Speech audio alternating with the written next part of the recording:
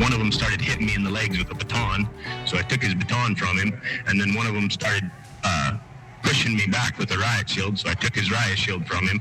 He made national headlines, first for being charged in connection with the Capitol insurrection, then for a rowdy court hearing in which he yelled profanities. Landon Copeland is one of 5 Utah men charged in connection with January 6th insurrection and the only one who's sitting in jail right now. In a jailhouse interview you will only see on Fox 13, Copeland told investigative reporter Nate Carlisle about his path to Washington, D.C. and what he planned to tell Congress that day. I had no intention of doing anyone harm. I wished for a discussion, not for a fight. He says he wasn't looking for trouble, but Landon Copeland found it anyway, clashing with police outside the U.S. Capitol on January 6th. He's accused of shoving officers, pushing a fence at them as part of the group that breached police lines and the Capitol itself. The charges could land him in prison for 7.5 years. Copeland was allowed to remain free pending trial, but he was arrested again on May 11th, accused of violating the terms of his release by threatening to eat somebody? They're alleging that I threatened the parole officer, which I'm alleging that I did not. Well, I can give you verbatim the quote. Okay. It was, "I would eat your flesh for its nutrient. I don't think you know what I am." Whatever else he might be, Copeland is a 33-year-old who already knows something about trouble with the law. He was born in Missouri. Then, when he was 6 years old, his family converted to the polygamous fundamentalist Church of Jesus Christ of Latter-day Saints and moved to the Utah-Arizona line. My childhood was amazing. We had the entirety of the Zion's area national park to just wander around on. We were free as the wind would blow. Then in 2003, Copeland's father was convicted in an Arizona court for assaulting someone he thought had inappropriately touched his daughter.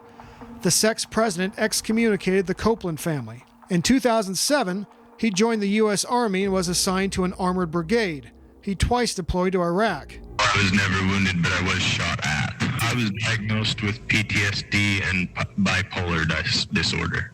Copeland didn't like the medication the Army prescribed him. Someone told him marijuana would make him feel better. It did, and I was behind on my bills quite a bit and everything, and I began growing the substance in my garage.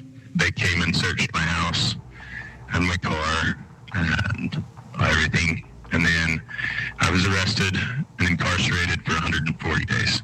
That arrest led to his discharge from the Army for bad conduct, which meant no veterans benefits. Okay, but you're not seeing counseling. I can't afford it. Copeland is now divorced with 3 children and owes child support.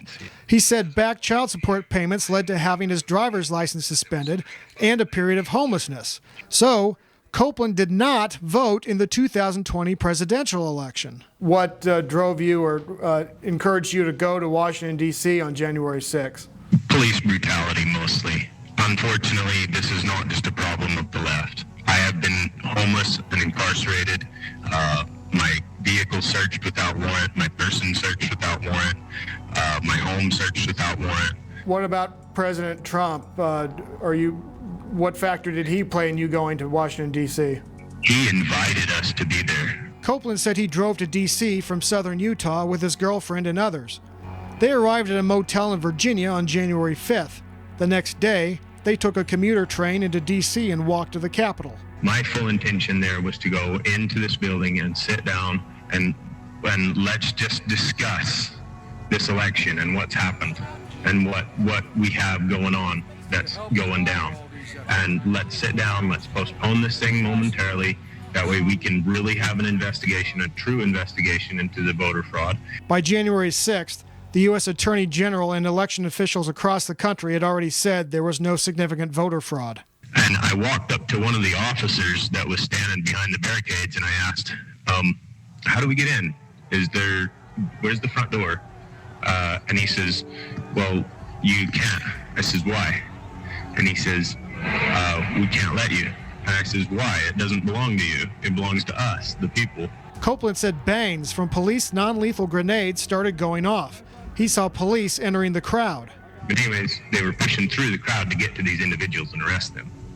And so I made my way back up there and started pushing back against them to try and prevent them from coming into the crowd. In an affidavit, an FBI agent wrote that police were trying to reach an officer who had fallen in the crowd and that Copeland obstructed them. One of them started hitting me in the legs with a baton, so I took his baton from him, and then one of them started pushing me back with a riot shield, so I took his riot shield from him, and I understood that if we didn't take the high ground from these individuals, we were nothing but fish in a barrel to be shot at. There's videos and photo of you.